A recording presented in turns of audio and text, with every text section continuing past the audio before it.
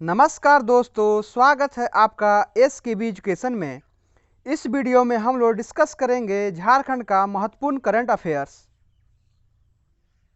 चलिए शुरू करते हैं 9 जून का झारखंड का महत्वपूर्ण करंट अफेयर्स। और आज का पहला प्रश्न है, फॉरेस्ट सर्वे ऑफ इंडिया की स्टेट फॉरेस्ट रिपोर्ट में 2017 की तुलना में 2019 में झारखंड का वन क्षेत्र कितना वर्ग किलोमीटर बढ़ गया है। यानी झारखंड में वन क्षेत्र है उसमें कितना वर्ग किलोमीटर की वृद्धि हो गई है। दोस्तों इस प्रश्न का सही उत्तर है ऑप्शन सी, 58 वर्ग किलोमीटर। झारखंड का वन क्षेत्र 58 वर्ग किलोमीटर बढ़ गया है 2017 की तुलना में 2019 में। आइए इसके बारे में कुछ और डिटेल्स जान लेते हैं। तो यहाँ पे देखिए, झारखंड का भौगोलिक क्षेत्रफल का 29.67% वन क्षेत्र हो गया है। 29.67% वन क्षेत्र हो गया है। यह सिर्फ वन क्षेत्र हो गया। यदि वृक्ष आवरण यानी वृक्षारोपण को भी जोड़ दें तो यह 33.21% पहुंच जाता है। 33.21। और केंद्र सरकार द्वारा राज्यों के लिए जो निर्देश दिया गया है उसमें वन क्षेत्र 33% होना चाहिए। इसलिए झारखंड इस लक्ष्य को पूरा कर चुका है, 33.21% पहुंच गया है। अगला प्रश्न है दोस्तों, स्कूली शिक्षा और साक्षरता विभाग के नए नियमावली के अनुसार मिडिल स्कूल के हेडमास्टर का पद किस स्तर का होगा। ये राज्य स्तर का होगा, जिला स्तर का होगा, या प्रखंड स्तर का होगा, या पंचायत स्तर का होगा। इसका उत्तर बताइए। इस प्रश्न का सही उत्तर है ऑप्शन ए, राज्य स्तर यानी स्टेट कैडर। मिडिल स्कूल का हेडमास्टर का पद अब स्टेट कैडर का हो जाएगा, राज्य स्तर। पहले यह जिला स्तर यानी डिस्ट्रिक्ट कैडर का था, डिस्ट्रिक्ट कैडर। आइए इसके बारे में और कुछ डिटेल्स जान लेते हैं। स्कूली शिक्षा और साक्षरता विभाग के जो मंत्री हैं झारखंड के, वो हैं जगन्नाथ महतो। और यह डुमरी से विधानसभा के विधायक हैं। आइए और कुछ और जान लेते हैं। देखिए यहाँ लिखा हुआ, राज्य में अब मिडिल स्कूल के हेडमास्टर का पद भी स्टेट कैडर का होगा। अब तक मध्य विद्यालय के प्रधानाध्यापक का पद जिला स्तरीय था। अब प्रधानाध्यापक का ग्रेड पे 4800 हो जाएगा, 4800। और देखते हैं, नए नियमावली के तहत प्रधानाध्यापक के 80% पद प्राथमिक और मध्य विद्यालय में कार्यरत शिक्षकों के लिए आरक्षित कर दिया गया है। पहले यह 50% था। यानी प्रधानाध्यापक बनने के लिए शिक्षकों को परीक्षा देनी होगी। अब सीधी प्रोन्नति यानी प्रमोशन अब थोड़ा सा मुश्किल है। यानी जैसे कि यहाँ पे देख रहे हैं, अब प्रोन्नति से प्रधानाध्यापक नहीं बन पाएंगे। अब प्रमोशन से प्रधानाध्यापक नहीं बन पाएंगे। अगला प्रश्न है दोस्तों, राष्ट्रीय खान मजदूर फेडरेशन INF, जिसको इंटक भी बोलते हैं, के नए अध्यक्ष कौन बने हैं। राष्ट्रीय खान मजदूर फेडरेशन इंटक के नए अध्यक्ष कुमार जयमंगल सिंह बने हैं, कुमार जयमंगल सिंह। इसलिए इस प्रश्न का सही उत्तर हो जाएगा ऑप्शन बी, कुमार जयमंगल सिंह। कुमार जयमंगल सिंह बेरमो झारखंड से संबंधित हैं। बेरमो झारखंड।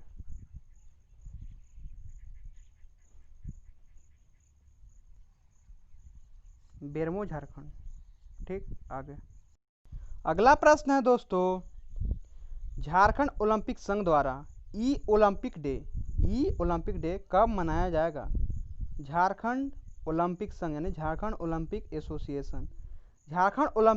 एसोसिएशन द्वारा ई ओलंपिक डे 23 जून को मनाया जाएगा। इसलिए इस प्रश्न का सही उत्तर हो जाएगा ऑप्शन बी, 23 जून।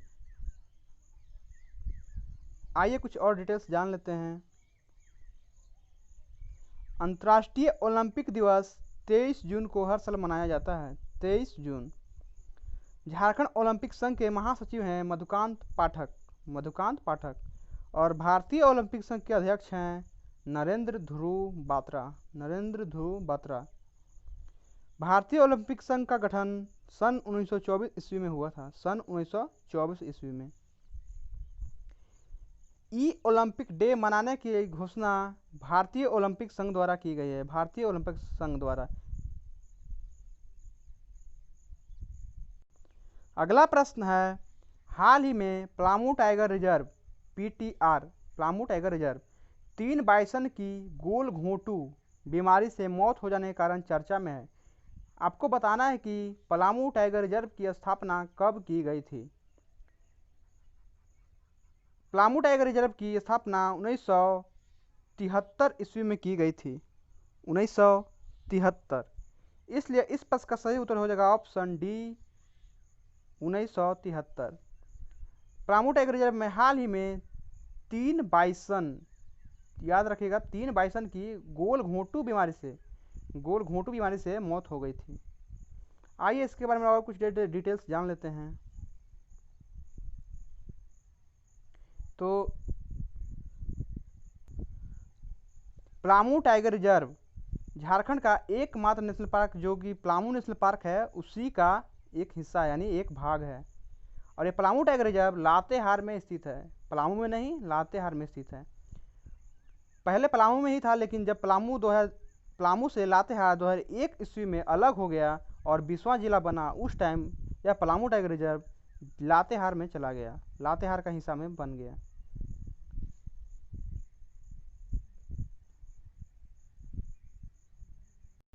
अगला प्रश्न है दोस्तों, झारखंड सरकार द्वारा किस महीने को मलेरिया रोधी माह के रूप में मनाने की घोषणा की गई है। मलेरिया रोधी माह।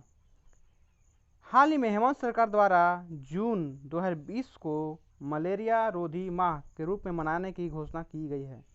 इसलिए इस प्रश्न का सही उत्तर हो जाएगा ऑप्शन बी जून 2020। अगला प्रश्न है, झारखंड स्थित किस बैंक ने गारंटीड इमरजेंसी क्रेडिट लाइन की शुरुआत की है। गारंटीड इमरजेंसी क्रेडिट लाइन योजना की शुरुआत यूनियन बैंक ऑफ इंडिया ने की है। इसलिए इस प्रश्न का सही उत्तर हो जाएगा option A union bank of India. आइए कुछ और डिटेल्स जान लेते हैं। यूनियन बैंक ऑफ इंडिया, इसका मुख्यालय मुंबई में स्थित है और इसके एमडी और सीईओ हैं राजकिरण राय जी। और आज का अंतिम प्रश्न है, देश की पहली बुलेट ट्रेन परियोजना जो कि मुंबई से अहमदाबाद के बीच में है, उसमें झारखंड के किस संस्थान ने सहायता की पेशकश की है। मानी झारखंड से कौन सा संस्थान पहली बुलेट ट्रेन परियोजना में सहायता करेगी। इस प्रश्न का सही उत्तर है option C CIMFR। Central institute of mining and fuel research, जो कि धनबाद में स्थित है। आइए इसका डिटेल्स जान लेते हैं। CIMFR का फुल फॉर्म है central institute of mining and fuel research, जो कि धनबाद में स्थित है। केंद्रीय खनन और ईंधन अनुसंधान संस्थान धनबाद। CIMFR यह council of scientific and industrial research CSIR का ही भाग है। Council of scientific and industrial research. Bharat का प्रथम बुलेट ट्रेन, ये तो बता चुके हैं, मुंबई से अहमदाबाद के बीच है। ठीक। तो दोस्तों कैसा लगा यह वीडियो कमेंट में ज़रूर बताएं। यदि वीडियो अच्छा लगा हो तो लाइक करें, शेयर करें और सब्सक्राइब करें तथा बेल आइकन ज़रूर दबाएं ताकि हमारे लेटेस्ट वीडियो आपके पास जल्द पहुंच सके। धन्यवाद।